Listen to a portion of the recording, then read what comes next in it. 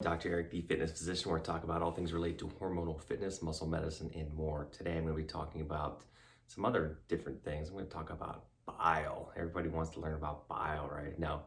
Seriously, we're going to talk about I've been doing a lot of talks about the gastrointestinal tract and GI health.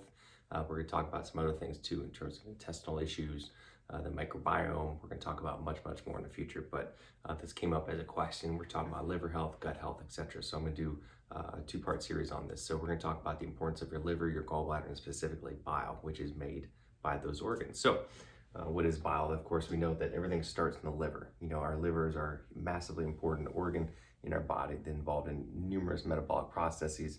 But in relation to this, what we're going to talk about is, of course, the liver. Everything, it filters everything. It's like the master detox agent, right? Anything and everything that we eat, just about everything goes through the liver, processes everything. It's involved in glucose balance, all other metabolic functions, and of course detoxification. Anything that's in our body is it's gonna detox it out, and that's where bile comes into play. So basically, our liver pushes things through a multi-step process of detoxification, right? I'm not going to get into that today. There's typically about 4 stages of this, but one of these final stages is the fact that it basically detox goes through these chemical processes, and it blends into the bile, and then the bile is excreted into the gallbladder and out into the body to be released, and that's how we get rid of it. We poo it out. So bile is composed of bile acids, bile salts, cholesterol, the byproducts of these metabolic detoxification reactions. There's cholesterol in there, and there's electrolytes and phospholipids and more. So, but those are the main constituents of bile. So basically, it all starts in the liver. It filters it, detoxifies. So again, that's why I wrote detox here. It's one of the main functions of bile is to detox.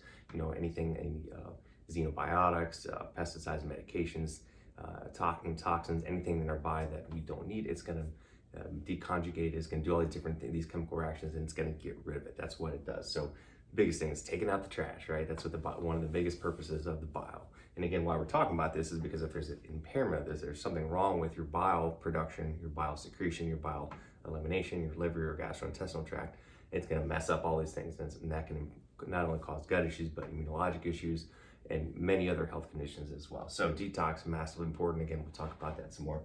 What else? Fat digesting, right? So we need this. We need obviously to break down fats, and of course bile is important to this. It helps to emulsify the fats. Think of like when you're washing your dishes, you put your soap in water, it kind of breaks it all up, right? It spreads the molecules apart so that your other enzymes, like your pancreatic enzymes, and your lipases and your other enzymes that is produced in your stomach and your intestine, can actually get in there and break it. So it's like a 1-2 punch. So the bile emulsifies it, and then your other enzymes come in. That's why it's important that you have both. That's why when people have issues with digesting, this could be a major cause of this, right? So fat digestion is important for many reasons. Of course, absorbing the fats, right? And if you're not absorbing your fats, you're not going to be absorbing those healthy products of the fat, those fatty acids, etc., that we need. And more importantly, things like fat soluble vitamins, the A, D, E, and K. Vitamins A, vitamins D, E, and K are not going to be absorbed properly. And that can be huge because those have important roles in our body, of course. And if there's impairment of fat digestion or fat malabsorption, of course, it can affect your quantity and quality of your bowel movements. You can get dysbiosis because things are not getting processed. You're getting food not unbroken down to your intestine, and that can leak out, and it can cause it can cause immunologic reactions where your body's going to sense it as foreign when it's not. And this is where we can get into things like leaky gut and food sensitivities and much more. So it can cause a dysbiosis also by feeding bacteria that shouldn't be fed, right? So if you should be getting lots of fiber and vegetables and nutrients that are feeding the appropriate bacteria, which again, I'm going to talk about in future videos when we're going to get more into the gut and the microbiome. But if you're not digesting these foods properly, you're going to be feeding the bacteria you don't want to be feeding. Again, you could get a dysbiosis or imbalance of the good bacteria and the bad bacteria. This is going to cause more problems. And two, of course, is going to cause more leaky gut and more inflammation, more gut issues. And then, of course, leaky gut, as we all know, it's related. Anything going on in the gut is going to affect everything in your whole body. These people having all kinds of autoimmune conditions, autoimmune Hashimoto's thyroiditis and brain fog and fatigue and all these other things can be manifestations of gut issues. So fat digestion is very important. Bile is also antimicrobial, right? It actually has a higher pH, it's more alkaline, but it's antimicrobial, and it can help to break down some of these bacteria you don't want. Again, a lot of bacteria that normally are in our mouth or our stomach as we digest them, they should be broken down and killed by that stomach acid, by bile, by other enzymes in our body. But if these aren't being produced again, it's going to lead to a dysbiosis. For example, H. pylori is a classic one. Typically it's killed off, but it's not being killed because of abnormal bile flow. Then that can cause problems. People can get manifestations of this, heartburn, acid reflux, other symptoms. And again, you can, if not killing off the right bugs, again, it can cause a dysbiosis further down in the gut. So massively important. Bile is also important in cholesterol metabolism. A lot of people are worried about cholesterol. And it's like, well, instead of put them on a statin or whatever, let's fix their bile, and then their metabolism, your body will take care of itself. The bile will take care of it. So this can be a problem as well. Again, it's going to break down what needs to be broken down, eliminate what needs to be eliminated. Your body's smart and knows what to do. So cholesterol metabolism is very important too, and this is optimal. So if someone's having some issues, it might be important just to look at this first before you throw them onto medications and artificially affect it and cause side effects. The last one is, and again, there's other things too. These are the big ones. So lubrication, right? It's a lubricant, helps things go through. And again, if you're not having proper lubrication, again, you may be having problems with constipation or maldigestion of food, and again, leading back to all these other things. So the bottom line is, if you don't have good bile or good proper bile flow, we're going to have some disease, and you can get all kinds of issues. So if you're not detoxing, you can get obviously inflammation, oxidative stress, mitochondrial damage.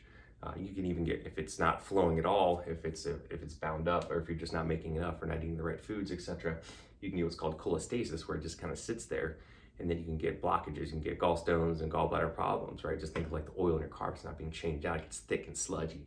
You don't want that. You don't want sludge in your gallbladder. So I used to see this all the time when I worked in the ER. People with gallbladder issues, as soon as they eat bad fatty food, they get pain because they can't digest it. And then because they're not getting the fatty foods, then it gets more clogged up. And then when they eat it, so it's a vicious cycle. So you want things flowing. You want things flowing through and eliminating and detoxifying and running through your intestines. So, but again, even more important is it can cause, because of what I mentioned here, it can cause some inflammation, oxidative damage, which can affect the cells of mitochondria in the liver, and then that can spread. And then inflammation, oxidative stress, of course, can spread all through the body and cause problems all through the body, not just in the liver and not just in the gut. So again, it can be a vicious cycle. We all know how important inflammation, oxidative damage is to the body and manifestations of disease. Again, we talked about dysbiosis and infections, and of course, decreased GI function, right? If things aren't working properly, you get dysbiosis, leaky gut, constipation, and other issues. Talked about malabsorption, again, not digesting fats properly, which again can lead to dysbiosis, poor absorption of fat-soluble vitamins, and then that can have all of its attendant consequences as well. When the bile and everything flows through the intestine, things are broken down, and then a lot of these products and byproducts and these breakdown of these bile acids, your body reabsorbs it through the intestines, called enterohepatic circulation, and it reabsorbs some of these things to be reused. Our body's very smart; it reuses a lot of these products. So we eliminate the toxins when we have a bowel movement, and then the leftover bile components are reabsorbed along with some other vitamins and things of this nature. So that's important. You want that properly functioning. Once again, if you have dirty bile, if things aren't being broken down properly, sometimes they're extreme, but occasionally some of these poorly absorbed or improperly broken down products can be reabsorbed, and then of course that's going to feed this cycle here and make it worse, make it more sludgy, right, and make it dirty bile. So we don't want that. So it's very, very important to have proper liver, gallbladder function, and bile flow. So next time I'm going to talk about a little bit more of the issues with bile, how it works, some other things that it does, and of course what we can do to make that better. So hopefully you enjoyed this, guys. If you have any other questions, just reach out to me. Let me know what else you want to learn about. We'll talk about it. I'm doing telehealth consultations. Happy to get you optimized in terms of your health, nutrition. Of course, I utilize hormone optimization, peptide therapies, and much, much more. You can also reach out for a dual consultation with my partner and I, Alec Gilbert. We're doing the ultimate health and performance optimization package. So everyone having a rocking day, and we'll talk to you soon. Bye.